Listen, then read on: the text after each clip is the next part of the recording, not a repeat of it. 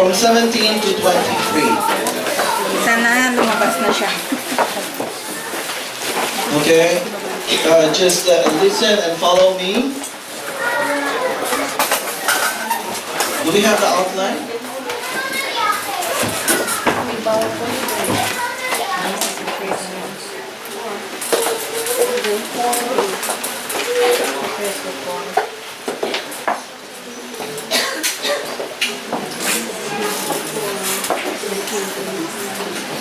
Basta yan.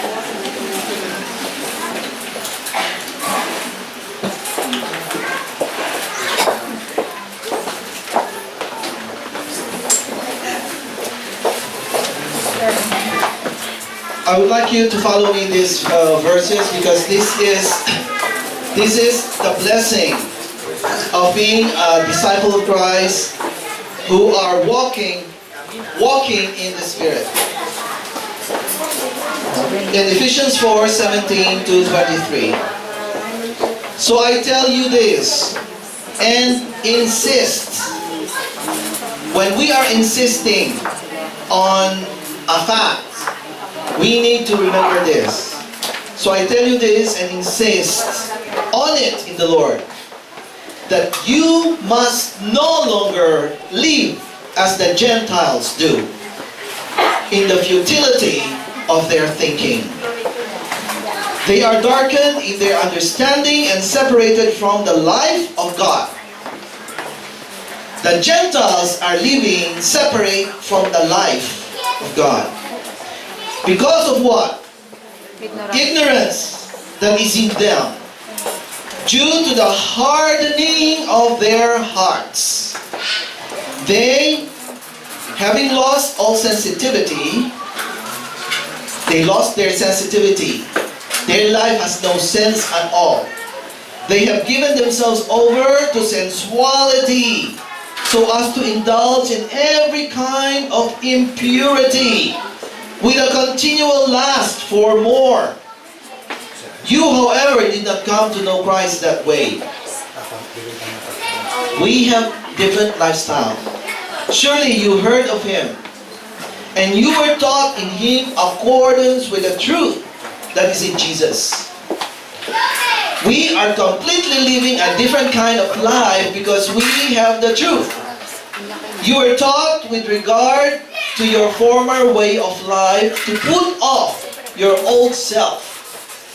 We have to put off our old self, which is being corrupted by its deceitful desires, to be made new in attitude of your minds.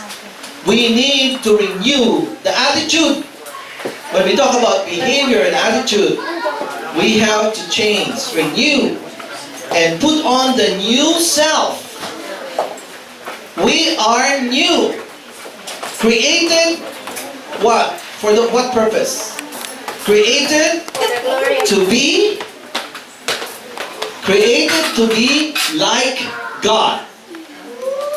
Are you following it? We are created to be like God in true righteousness and holiness. Verse 25, therefore, each of you must put off falsehood and speak truthfully to his neighbor. For we are all members of one body. In your anger, do not sin. Do not let the sun go down while you are still angry. Sino itong nagagalit at pinalalakas yung galit? Sabi rito, wag daw nating i-allow. And do not give the devil a foothold.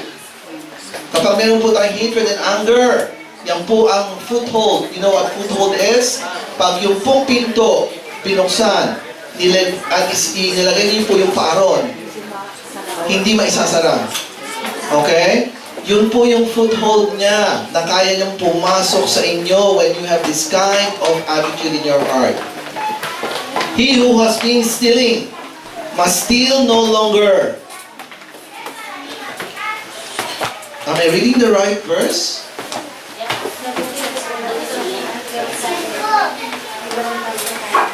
Huwag na daw magnakaw. Whatever ninanakaw natin, wag na daw tayo magnakaw. But must work doing something useful with his own hands, that he may have something to share with those in need. Okay. So, we will just be reading until verse, we will be reading until that verse. Let us go to the Lord in prayer. Almighty God, we thank you for your words. As we meditate on it, you continue to speak to us. Continue, Lord, to just make our mind open to your truth. I rebuke all the works of the enemy that has been hindering your blessing in our lives because of the deceit, because of the lies of the enemy. In the name of Jesus, God, give us an open heart. Open our hearts, open our mind, open our eyes, that we may see the truth, for the truth shall set us free. Speak to us this morning. Holy Spirit, feel free to convict us. We might be hurt, but it is for our good. So we would like to allow you to transform us from glory to glory. In Jesus' name. Amen. Amen. Okay. Walking in the Spirit. As we walk in the Spirit, the term walking is a euphemism. So many times in the Bible, they use euphemism. It's a picture word for us to understand what a theory or a theological teaching is. Okay, so walking means literally to tread with feet, and it refers to conduct and behavior. Our conduct and our behavior, our habitual way of life, is what it refers to walking. Okay? Ito po yung principle sa Old Testament. If a Greek wanted to know you, to know what you think, okay? Ito po yung, I will compare the Greek and the Jew. Ano po ang difference ng Greek people? The Greek, when they wanted to know what your thoughts are, they will just simply question you. Okay? These are philosophers, Greek philosophers, so they would like to ask you, question you, and they love to talk. But look at how the Jew do it. If a Jew wanted to know what you thought, listen to this. Baka meron na ba kayong kilalang Jew na minamit na kayo? This is how they do this. They would like to know your thought. They will follow you around for a week. Susundan kayo o obserbahan kayo. Okay? For 1 week. What is the implication of that? The implication is that what we really believe is usually expressed by how we really live. Kung ano daw po yung ating pinaniniwalaan, yung po ang ating ipinamumuhay. Okay? So we believe in God. Do you live as godly people?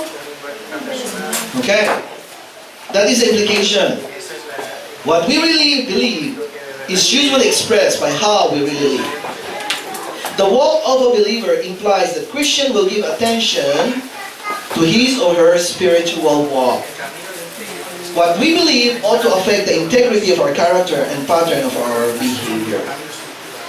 So it has to affect, it has to influence our behavior and our character. Many Christians today cannot be identified as Christians because most of these people compromise. They compromise their faith. But we are talking about Jesus' disciples. And here in the church, we are emphasizing on living as disciples of Jesus. We might be few, but we would like quality rather than quantity. Jesus had 12. But what happened to one of them? Betrayed. Okay? So it is important that what we believe is what we live. So in Christ, we are a different person. According to what we read. People should see the difference in us. And let me tell you, you cannot do it in your strength. As we have been emphasizing, we have to walk in the Spirit. We need the power of the Holy Spirit in our lives to be able to walk as Jesus walked in this world. And God is expecting us. Jesus is not... Jesus knows that we have weaknesses. The Father knows and the Holy Spirit knows our weaknesses. Even better than we do. Okay? So many times we are justifying, this is just a weakness, this is a weakness. Okay? Believe it or not, He knows you. Whether you reject the fact that you have these weaknesses, He knows you well. So, to solve this problem of deceit, hypocrisy, double standard of living, let's admit we have a weakness. Do you have a weakness? Or you're perfect? Okay, nobody. Nobody is perfect. We have a lot of weaknesses. Therefore, listen to this. Let me call you saints. This word will remind you that you no longer should live the old lifestyle you did before. You are now called saints. And when we hear that word saint, Santa Maria, Saint Mary. Si Mary dito. Okay? Yan. Yung iba sinasabi nila, bago ka maging santo, kailangan mamatay ka muna. Dapat.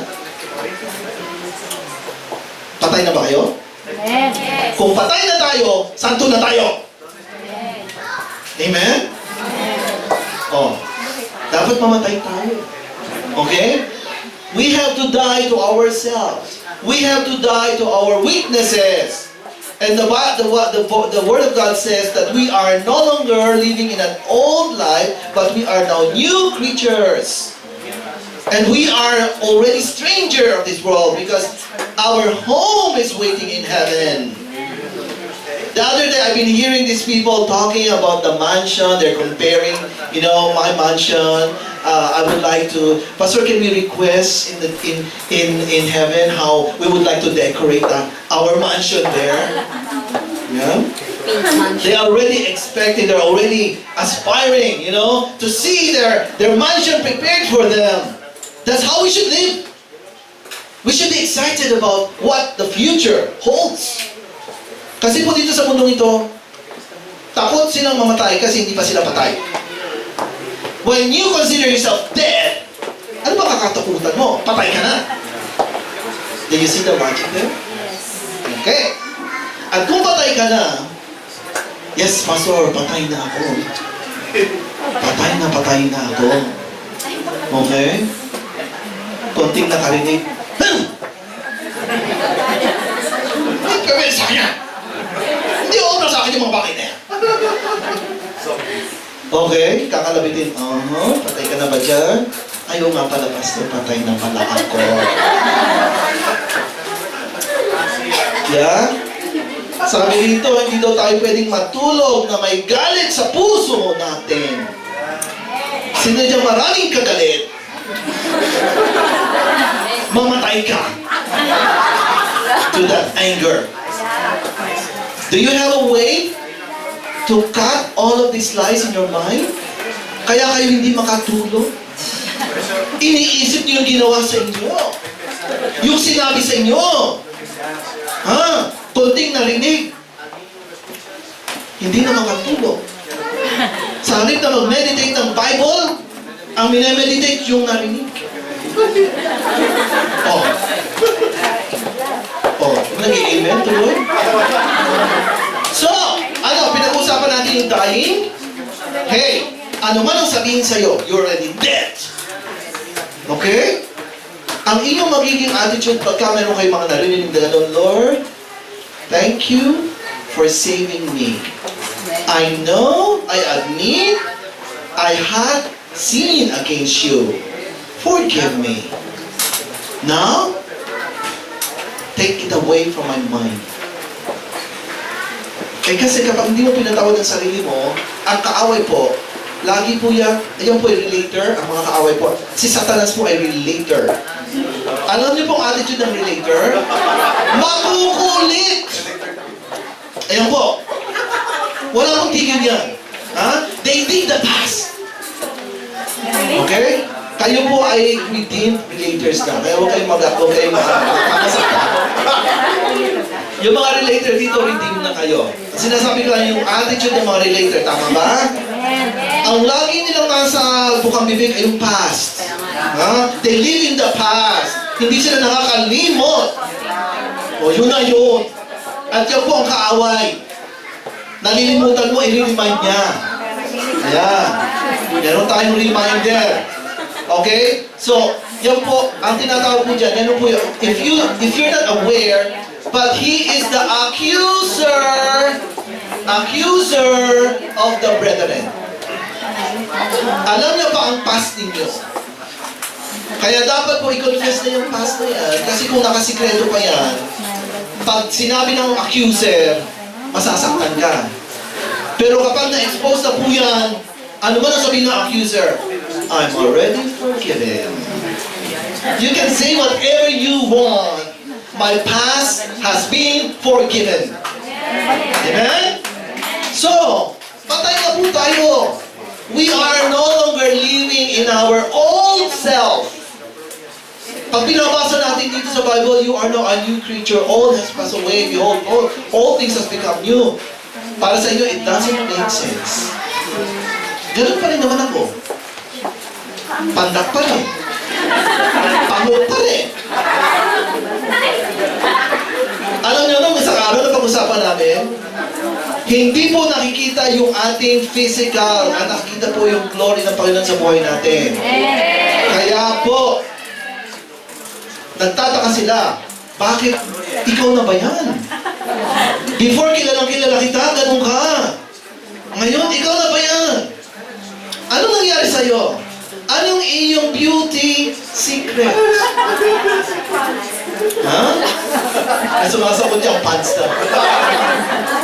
Hindi po yun. Yung glory ng Panginoon. Kasi po pagka hindi po ang glory ng Panginoon nakikita sa buhay nyo, madilim po ang pagmumukha nyo. Meron po nagsabi niyan. Sabi niya, I've proven. Ang tingin ng tao sa akin, ang dilim-dilim. Bakit po madilim?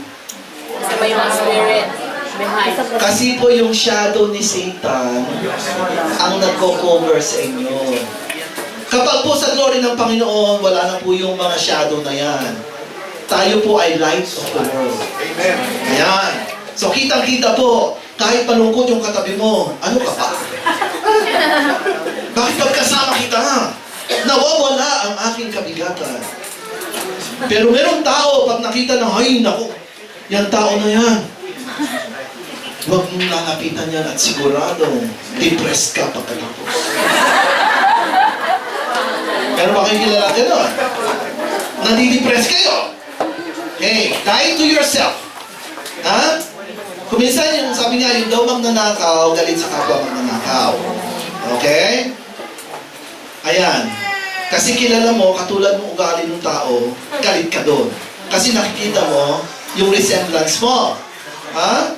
Pag po nakikita natin na pangit pala, yung nakikita natin sa katatawa, ginagawa natin, ano po dapat gawin? Baguhin! Nakikita mo pa ng pangit doon. Pangit pala yun, pag gano'n, pangit pala. Oy, mas maano ka, mas tatalunin mo siya sa kaganunan. Eh di mas pangit ka. Diba? So pag nakikita natin na pangit yung ugali ng tao sa kanyang mga ginagawa, Lord, check my heart. Am I doing the same? Change me, Lord. Hindi pala maganda. Change me, Lord. Okay?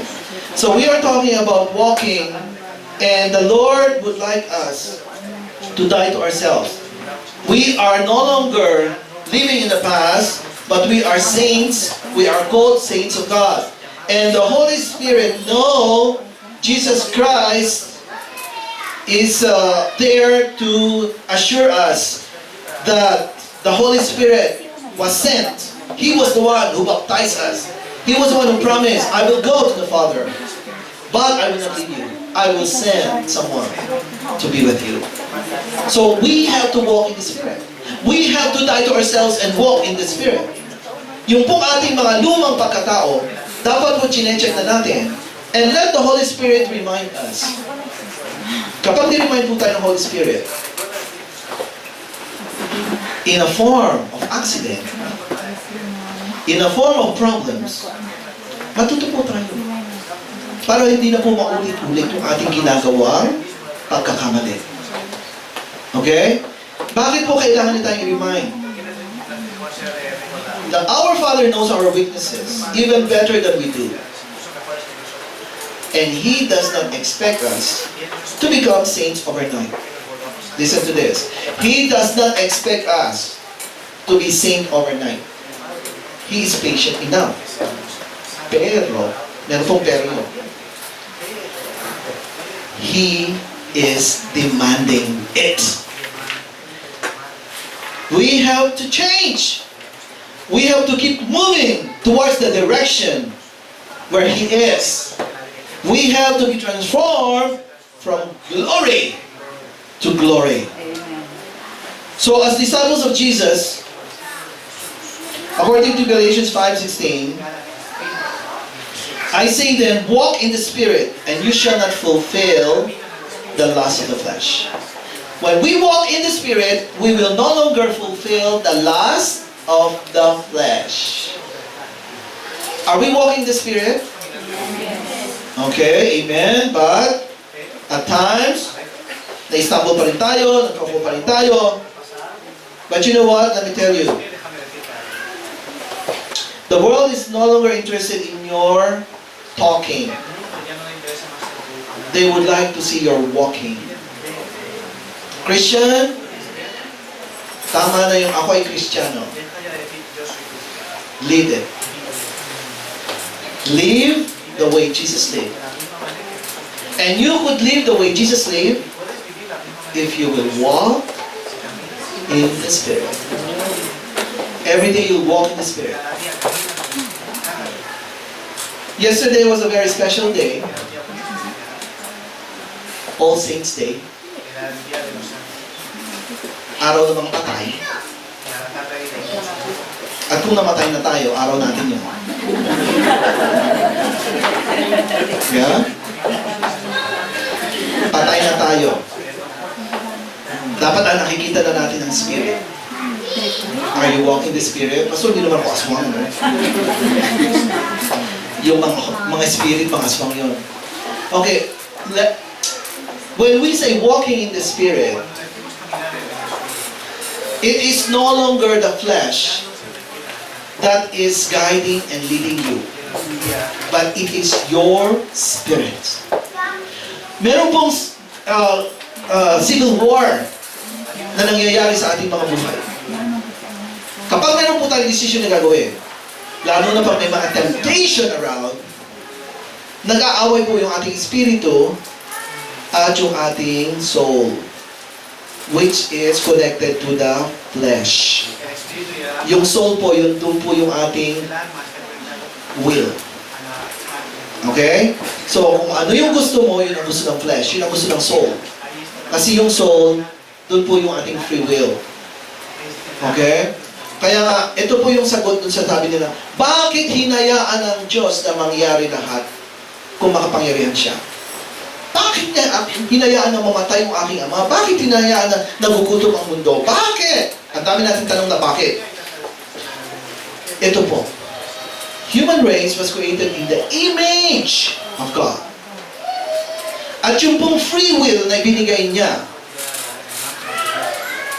sa mga angels, meron din po tayong free will nasa mga anak ng Diyos.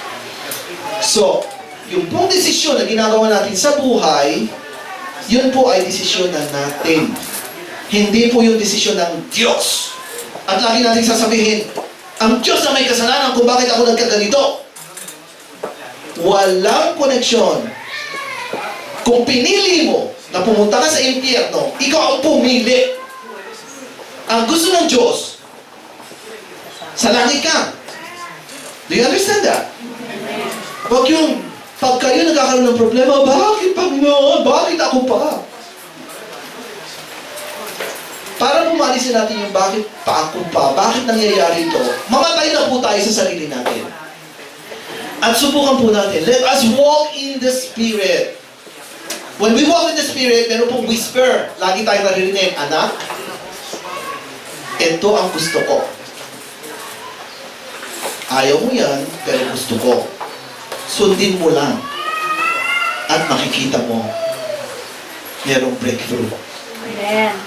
Ano po yung breakthrough? Pag sinasabi sa mga Christian, breakthrough, yung pong inyong problema, God will convert it into yung curses nyo po.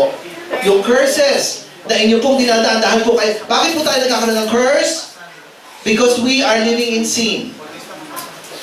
Dahil po tayo nabubuhay sa kasalanan, ang dami pong curse. Number one po yung ating spirit of death. Na anytime po, accident could happen. Anytime po, sakit could take place. Ha? Nagkaroon lang ng bola. Dr. Jenny Bola. Ebola. Ah, yung pala. Alam niyo ba yung bola sa Spanish? Bukol. Bukol daw po. Oh, natawa daw po yung doktor nung sinabi niya may takot na takot siya, mayroon siyang bukol sa ulo. Okay? Yung po mga ganung mga bagay na konting nasalat po, konting ano, yung po ay curse. Pero kapag tayo po ay naniwala sa Panginoon, yung pong curse na yon will turn into a blessing. Kasi kaya po magpagaling ng Panginoon. Kaya po niya magpabuhay ng mga patay. Ayan. So kung kaya niya magpabuhay ng mga patay, kaya din niya magpagaling ng mga bukol. Okay? Yung konti pong mga nararamdaman niyo yan, konting-konti lang yan. Pero kapag po lagi kayo, ayan, hindi niyo sinusunod, you're not walking in the Spirit. Therefore, wala po kayong protection. Okay? Kung kayo po ay kakaba-kaba, hindi ko dapat ginagawa ito, pero ginagawa ko pa rin. Yeah? Merong nagsabi, kapag when you're making a decision and you have fear and doubt, do not do that decision. Yung pong, bakit ba ako? Pagkagawin ko yung para akong guilty, na hindi malaman, ako'y kinakabahan, ako'y natatakot. Well, if you have that kind of feeling, stop. Stop. Because that means that you are not walking in the Spirit. So, walking in the Spirit is walking. How? In 2 Corinthians 3:18 says,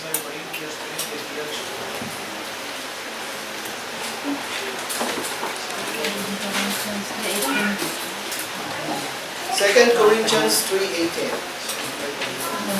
Sabi po dito, and we who with unveiled faces all reflect the Lord's glory are being transformed into His likeness with ever-increasing glory which comes from the Lord who is the Spirit.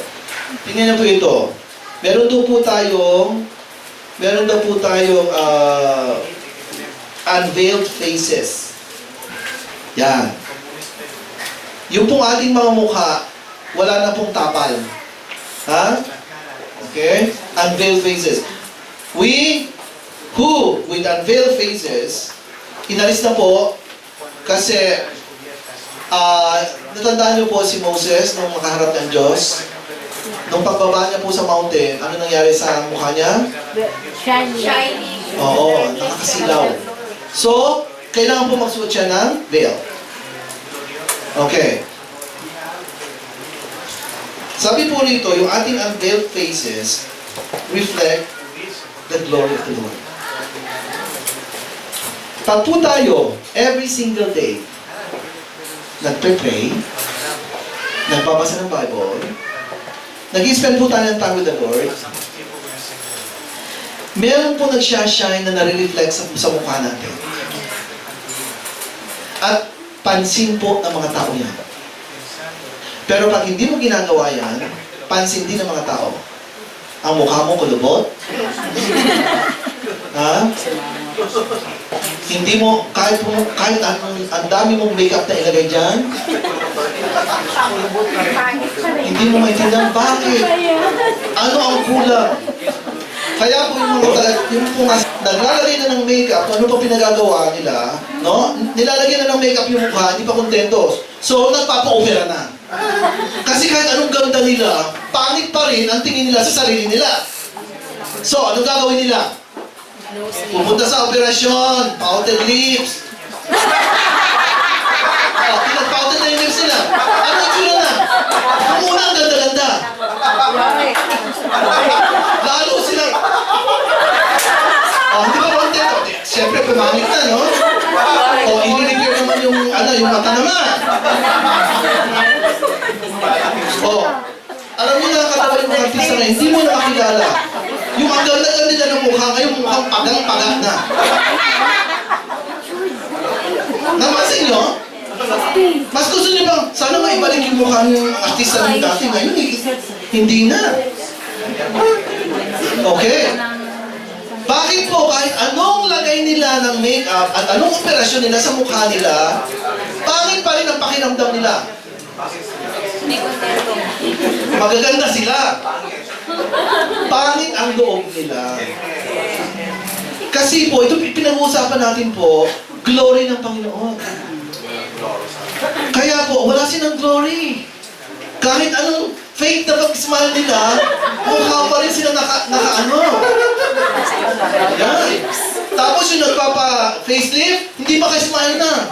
Kasi pag gano'n, hindi na po sumusunod yung mukha. Dahil sobra na po yung pagkabana. So, hindi na gumana. Okay? Ayan. Pinag-usapan natin yung mga faces. Yeah? Parang frogger, no? Huwag na po niyong isipin Damapet. na magpa-pouted lips, ha? Sino dito? Baka mamaya meron siya nakapasok. Okay. Sorry. Wala ako. Baka mamaya meron niya. Sorry. I'm just, I'm just trying to explain na natural beauty is better.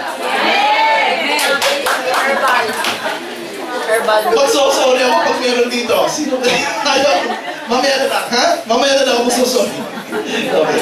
Anyway, the unveiled faces reflect the Lord's glory. Unveiled faces reflect the Lord's glory. Kaya kung intindihan mo bakit, ilang taong ka na ba? Huwag mo na lang sabihin kasi hindi magpaniwala. Ganun ka na. Kasi po, sinasabi ko sa iyo, yung pong founder ng Y1 Indonesia, siya po ang founder. At ang Y1 po ay umabot na po ng almost 55 years na existing. Buhay pa po siya. Mukha pa po siyang 50 years old. Kailan niya finounder, kailan niya i-finound ang Y1 na ngayon is very famous, is all over the world. Alam niyo po, pagka ang Panginoon na pinagsisibihan natin, bumabata po tayo, hindi po tayo tumatanda. Yun po yung glory ng Panginoon. So, ano ngayon ang gagawin mo na? The secret is prayer, meditating on the Word, and walking in the Spirit. Yan. May mga problema dyan, huwag mong dalhin yan. Ipasa mo sa Panginoon. Kasi pinapabigat ng kaaway ang inyong buhay. Napakalit na problema. Ako mo na naman kakwenta-kwenta. Kapag nagpa-counsel, problema ba yan? Mag-suicide, problema ba yun? Kung minsan naisip natin, gano'n ba kalaki yung problema na yun para siya ay...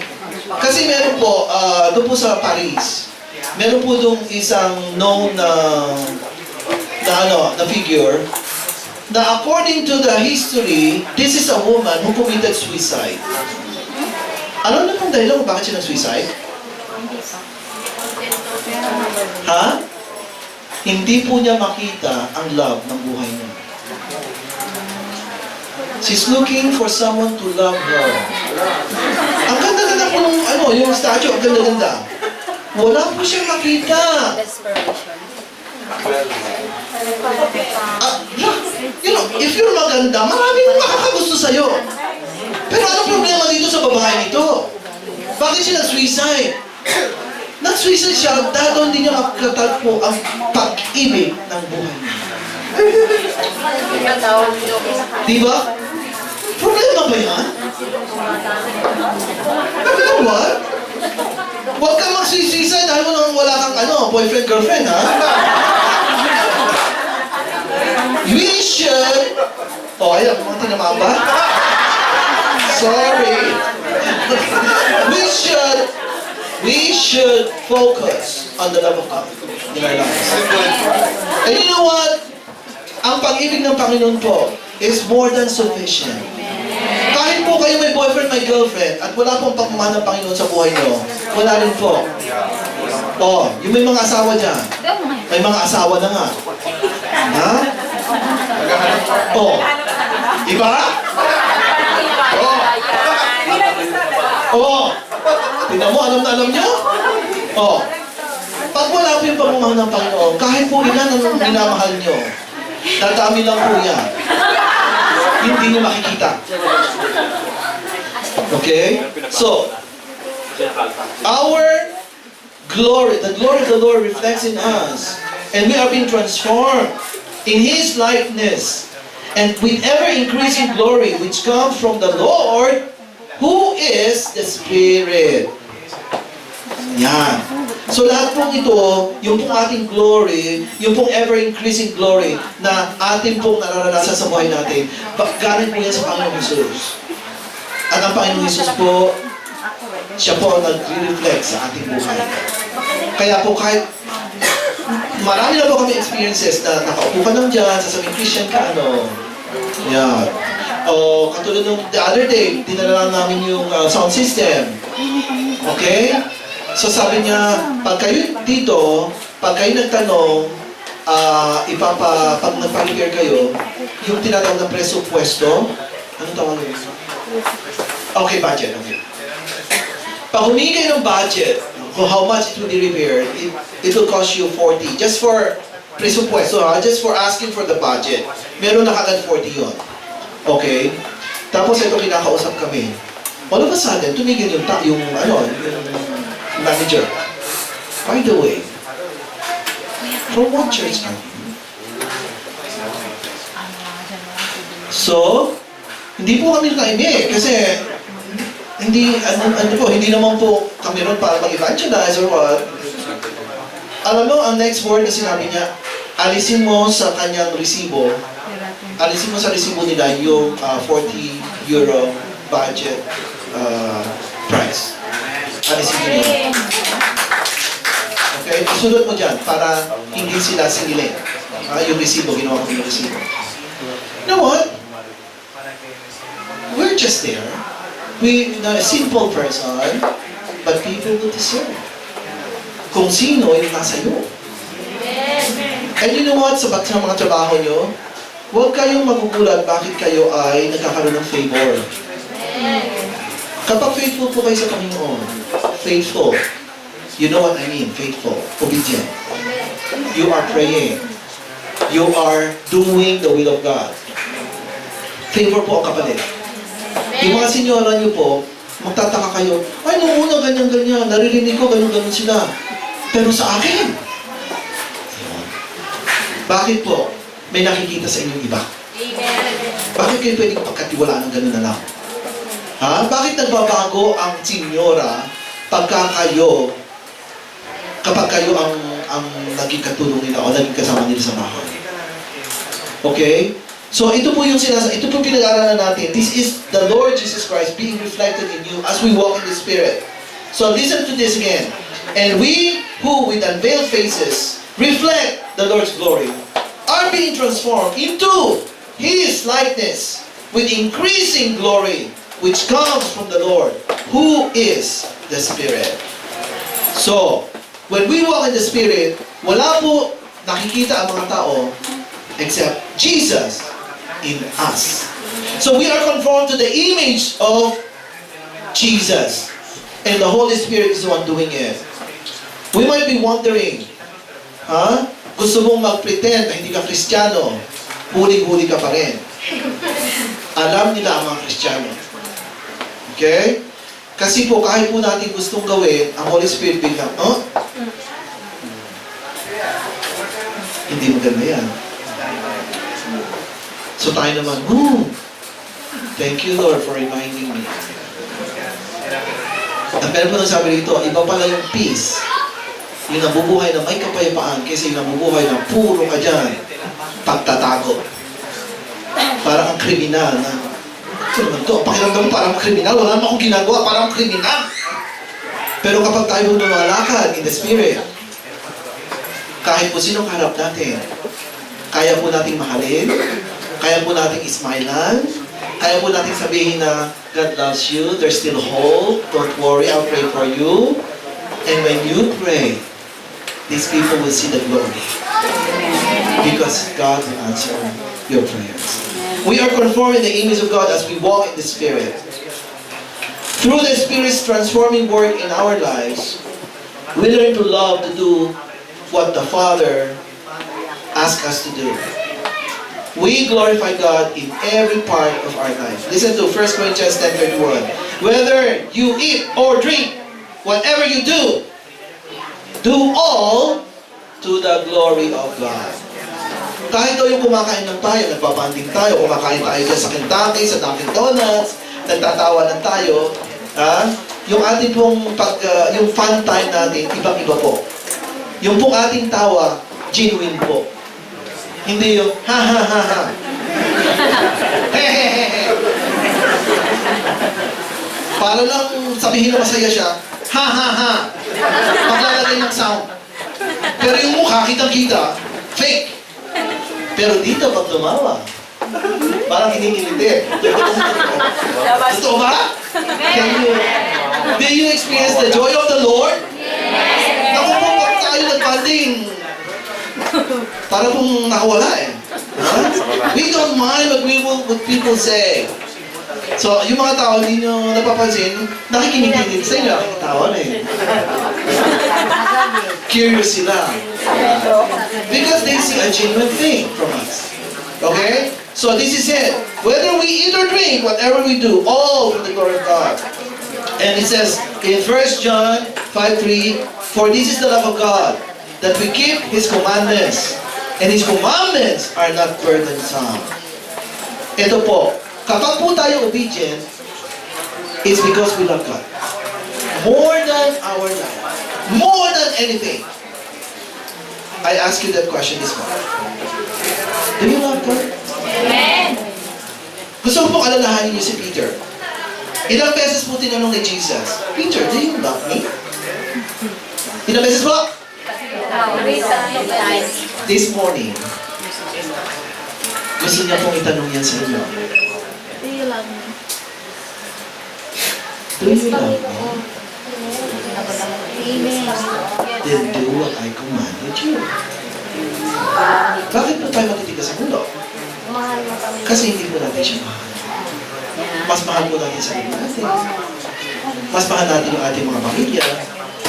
Ganun natin.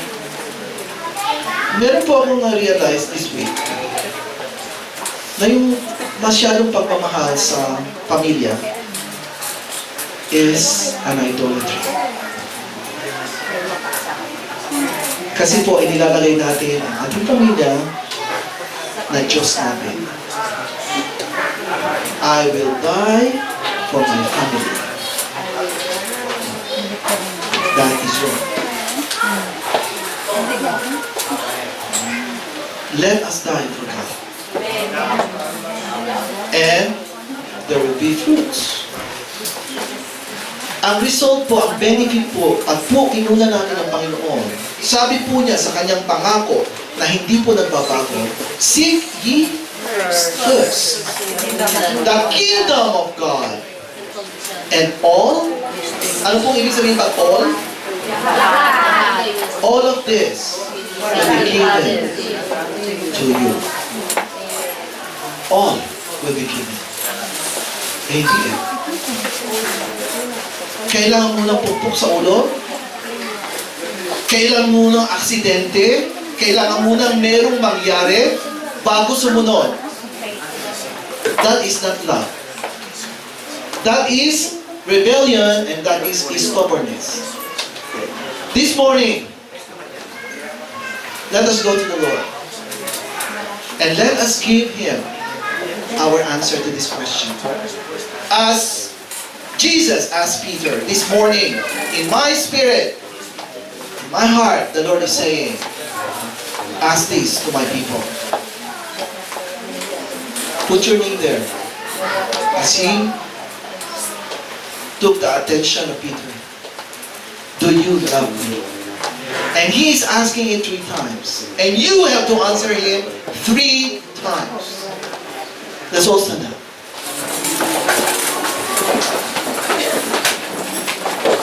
Jesus, you have given your life to us. You died so that we may live. You have given all. You have given everything. This morning, we would like to give it back to you. We acknowledge that this life is not ours. This life comes from you. It is you who gave this life to us. It is you who created us to be what you want us to be. This morning, Lord, you're asking us, do you love me? I would like you to focus. Think of Jesus in front of you. He is here this morning. I would like you to close your eyes and just see what Jesus is doing. He is in front of you right now.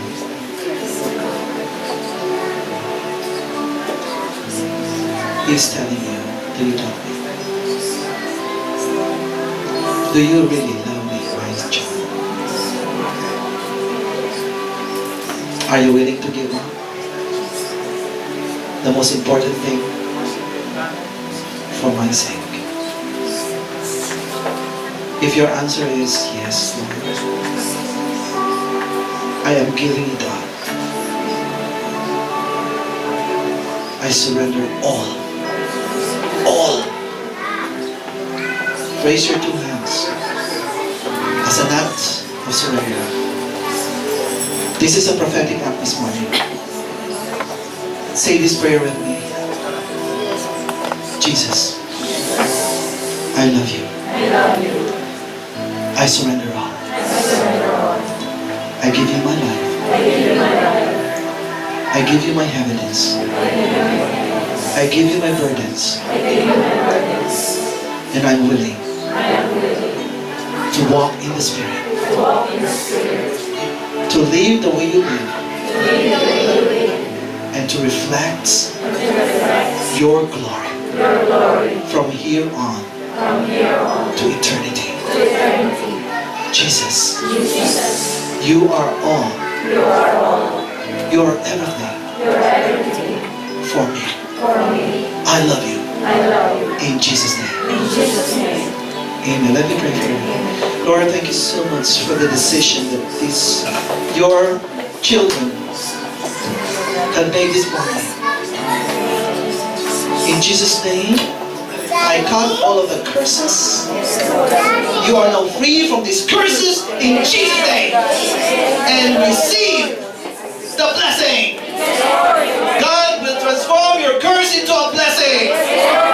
Believe it. Trust Him. Overflowing blessing. Let go of the curse. Cut it from your life. And live and walk in the Spirit. God, thank you so much for your victory this morning. God, thank you because you will see the result. You will see how we will give our best to reflect, Lord, your glory in our lives as we surrender everything to you. Thank you, Holy Spirit. Fill us, renew us, refresh us, mold us, make us to be the person you want us to be. In Jesus' name we pray. Amen. Let's sing the song.